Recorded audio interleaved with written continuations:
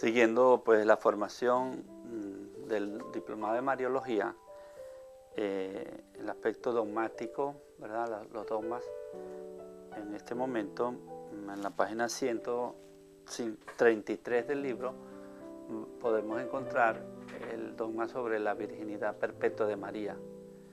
Este es un dogma que tiene que ver mucho con el de la maternidad divina. Los dos dogmas van como juntos en un solo conjunto, un solo paquete, porque ellos fueron estudiados, profundizados, para poder reforzar y poder encontrar la divinidad y la humanidad de Jesús. Era fundamental que Jesús fuese decretado, declarado como verdadero hombre y verdadero Dios. Verdadero hombre porque si no hubiese sido un hombre, no podía morir en la cruz y no podía sufrir por nuestro pecado. Verdadero Dios porque el valor de su sangre era determinado por esa divinidad que podía rescatarnos del pecado de Adán. Total que la doctrina religiosa de Israel se completa en la doctrina cristiana y María está involucrada en medio de toda esa doctrina.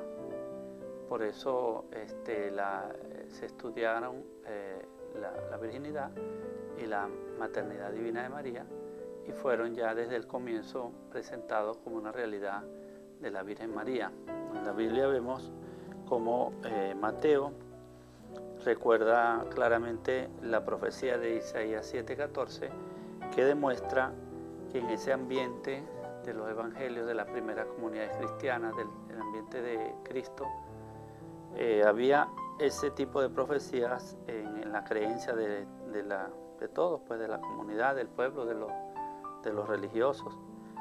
He aquí que una doncella, es decir, una joven virgen, va a concebir y dará a luz un hijo a quien le pondrán por nombre Emmanuel, que significa Dios con nosotros. Esta era como una señal muy grande, muy extraordinaria que iba a venir, que ya no era una mujer anciana, estéril, que por obra de Dios quedaba embarazada, pero en su matrimonio normal, sino que era de una virgen joven que sin concurso de varón, sin que ningún varón la fecundase, iba a tener un hijo. Y esta señal era como la señal más grande que Dios iba a dar para mostrar que había llegado el Mesías a nuestra tierra. Lucas también insiste en que María era virgen. Dice que el ángel Gabriel fue enviado a una virgen desposada con un hombre llamado José de la casa de David y el nombre de la virgen era María. Esto es en Lucas 1, 26, 27. Después en el mismo relato la virgen insiste y dice: ¿cómo será esto puesto que no conozco varón? Lucas 1:34. Y luego el ángel explica: el Espíritu Santo vendrá sobre ti y el poder del Altísimo te cubrirá con su sombra. Por eso el que ha de nacer será santo y será llamado Hijo de Dios. De manera que en la forma de escribir Lucas hace resaltar muy claramente la virginidad de María. Quiere que todos comprendan que ese niño viene del Espíritu Santo y por lo tanto al llamarse Hijo de Dios es porque realmente es Hijo de Dios. Y así también el Evangelio de Juan nos asoma un poco en el prólogo cuando dice: la palabra se hizo carne, y dice: la cual no nació de sangre ni de deseo de hombre, sino que nació de Dios. Aquí apunta un poco a todos los que nacemos de Dios por el Espíritu, pero también hace intuir el nacimiento virginal de Jesús en el vientre de María. En relación a la perpetua virginidad de María, a veces hay ciertas discusiones con los hermanos protestantes que afirman que María tuvo más hijos, pero en realidad las escenas donde aparecen los hermanos de Jesús, simplemente los evangelistas quisieron dar a entender que en aquella época había una diferencia entre las personas que eran familiares de sangre y las personas que venían de otros lugares. Y luego también las personas que eran judías, que eran más cercanas a la sangre, y las personas gentiles. Y se nota cuando Jesús dice: ¿quiénes son mi madre y mis hermanos? Son los que cumplen la palabra de Dios, la escuchan y la cumplen, tal como lo hizo María, en verdad. Y lo mismo cuando en los Hechos los apóstoles hablan de aquellas viudas que no son de israelitas, no son judías, y que son como tratadas de manera un poco peor. Por eso esta tensión se nota en los escritos del Nuevo Testamento. Si el Nuevo Testamento hubiese querido decir que María tuvo más hijos, lo hubiese afirmado muy claramente, porque siempre las cosas allí son bastante evidentes, bastante claras, y muy claramente está afirmado que María era la madre de Jesús. Lo nombran, lo dicen con su nombre, dicen que es virgen. Por lo tanto, pues nosotros podemos ver que en la Biblia el punto de la virginidad de María está afirmado en muchos lugares, en muchas situaciones. Esta virginidad de María en la misma Biblia tiene otras consecuencias que se expanden un poco hacia lo que es no solo la maternidad de Jesús, sino la maternidad de la iglesia, la maternidad de los cristianos, tal como aparece en el Evangelio de Juan. Al pie de la cruz, ahí está tu hijo, que ya sería pues un hijo que no viene de sus entrañas, pero que sí, sin embargo, es un hijo de María. Y luego en el Apocalipsis, cuando hay la lucha contra el dragón, dice que el dragón persiguió a la mujer que había dado a luz al hijo varón, que sería María en realidad. Y dice: despechado contra la mujer, se fue a hacer la guerra al resto de sus hijos, a los que guardan los mandamientos de Dios y mantienen el testimonio de Jesús.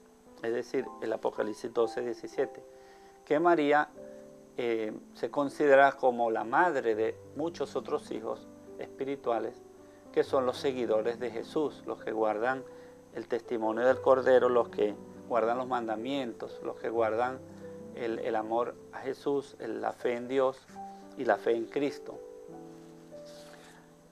Respecto a la tradición, en los padres de la iglesia, en la página 137, vemos cómo desde los primeros siglos ya hubo personas que escribieron sobre la virginidad de María.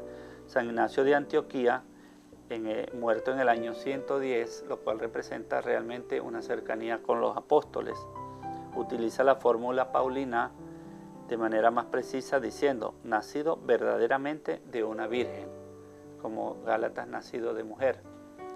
También San Justino, muerto en el año 1165, defiende más bien la naturaleza humana de Cristo, porque los gnósticos decían que realmente pues Jesús era como prácticamente solamente divino, pero Justino, para que pudiera morir en la cruz, realmente sufrir, afirma que Jesús también fue hombre. Y dice: nadie fuera de nuestro Señor Jesucristo ha sido generado de virgen. San Ireneo de León, muerto en el 202, también habla de la virginidad de María para defender la divinidad de Cristo. Él no hubiese podido redimirnos del pecado si no hubiera sido realmente hijo de Dios. Entonces vemos cómo entre los dos polos, Madre de Dios y siempre Virgen, se puede afirmar mucho más claramente la verdadera naturaleza de Jesucristo, tanto verdadero Dios como verdadero hombre. Tertuliano, en el siglo III en África, afirma que Cristo es de una madre virgen porque no tiene un hombre por padre. Y luego Orígenes defiende la perpetua virginidad de María, afirmando que aquel cuerpo destinado a servir la palabra no tuviese relación sexual con ningún hombre, del momento que el Espíritu Santo se posó sobre este cuerpo. También en los credos de la Iglesia, los primeros, como el de Roma del siglo III, hecho por Hipólito de Roma, nos habla de que nació del Espíritu Santo y de María Virgen. luego el credo que rezamos, niceno-constantinopolitano, que quedan ya para siempre y que rezamos cada domingo en la iglesia, que proclamamos. La virginidad perpetua también es afirmada desde muy temprano. Epifanio afirma, muerto en el año 403, que afirma quién es y en cuál época alguno ha osado pronunciar el nombre de María sin agregarle inmediatamente la Virgen. San Basilio de Capadocia, en el 379, muerto, afirma la virginidad perpetua de María, no en base a la Biblia, sino en base al sensus fidelis, porque aquellos que aman a Cristo no podrían soportar al pensar que la Theotokos hubiese cesado en cierto momento de ser virgen. Este es el sentido de María siempre virgen también. Forma parte del sentimiento, del amor, de todo lo que sienten los cristianos. San León Magno, Papa, muerto en el 461, afirma con claridad que Jesús fue concebido por el Espíritu Santo dentro del vientre de María, quien lo parió conservando la virginidad. Entonces vemos cómo va avanzando el concepto, no solo de que María lo engendró de manera virginal, sino que se mantuvo virgen para siempre. Luego, San Agustín de Hipona también habla del misterio de la virginidad de María. La Virgen ha concebido, admírate, la Virgen ha dado a luz, más admirable aún, después del parto, ha permanecido virgen. O sea que es una doctrina que está dentro del sentimiento, dentro de la teología de los grandes padres de la Iglesia. En el concilio luego la definición dogmática en el concilio de Constantinopla II, 553 después de Cristo, se introduce este concepto de la virginidad perpetua de María. Dice, tomó carne de la gloriosa Theotokos y siempre Virgen María. El Papa Martín I convoca el concilio lateranense en el año 649, donde el tercer canon del concilio afirma de forma dogmática la perpetua virginidad de María. Si alguno no confiesa, según los santos padres, que la santa y siempre virgen e inmaculada María sea en sentido propio y según verdad Madre de Dios, en cuanto propiamente y verdaderamente ha concebido del Espíritu Santo sin semen y ha dado a luz sin corrupción, permaneciendo aún después del parto su indisoluble virginidad, al mismo Dios Verbo, nacido del Padre antes de todos los siglos, sea anatema. Entonces vemos cómo ya se ha querido mantener como un dogma que María permaneció virgen para siempre. Ha sido virgen desde el comienzo, virgen en el parto, virgen después del parto.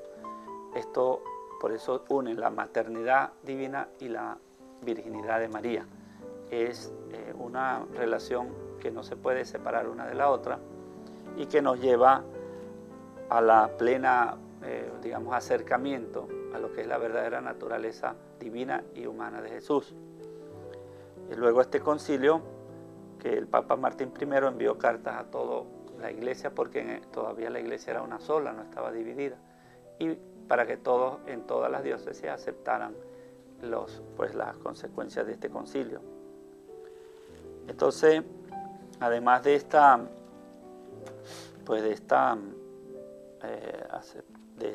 pronunciación, de este dogma, de esta aceptación plena de la virginidad de María, esto trae varias consecuencias eclesiales, personales, devocionales. Por ejemplo, nosotros podemos ver la total dedicación de María a su Hijo Jesús y luego a la Iglesia, y de ahí surge la maternidad espiritual, no solo la maternidad divina.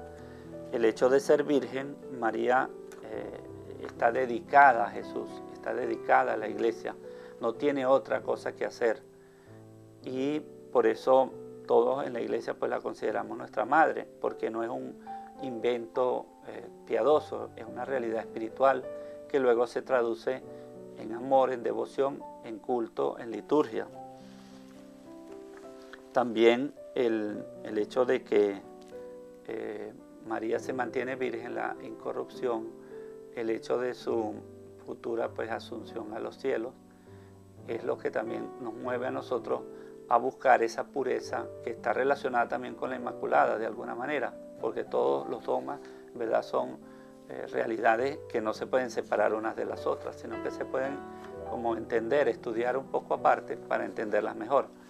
Y entonces vemos como en la Iglesia hay un sentido también como de un gran aprecio por el camino de la virginidad consagrada, que se ha manifestado en las vírgenes consagradas del comienzo de la Iglesia y que aún hoy en día se mantienen, los laicos, las laicas consagradas, los religiosos, los monjes, los ermitaños, los mismos sacerdotes diocesanos, que mantienen el celibato por el reino de los cielos. El aprecio a la virginidad es uno de los valores de la Iglesia que de paso está bastante criticado desde muchos sectores, pero sin embargo aún se mantiene por misterio de Dios, y tiene que ver también con esa total dedicación a Dios, a Jesucristo, y que uno de los modelos, el fundamental, es la Virgen María.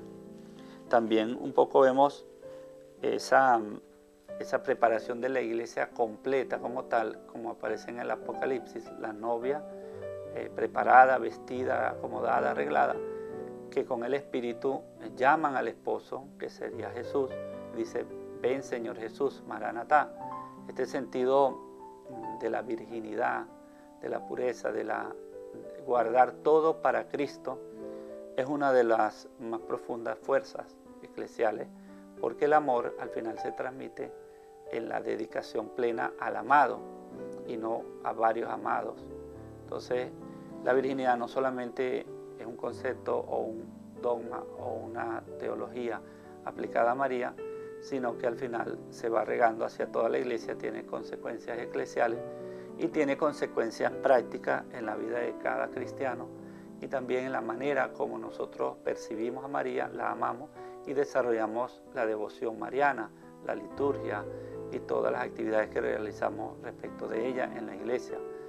Pues por eso es muy importante seguir conociendo estos dogmas, esta teología mariana, porque eso nos va a ayudar a cada uno a descubrir mejor nuestra vocación y a podernos ubicar dentro de ella para servir mejor a la Iglesia y a todo el mundo entero.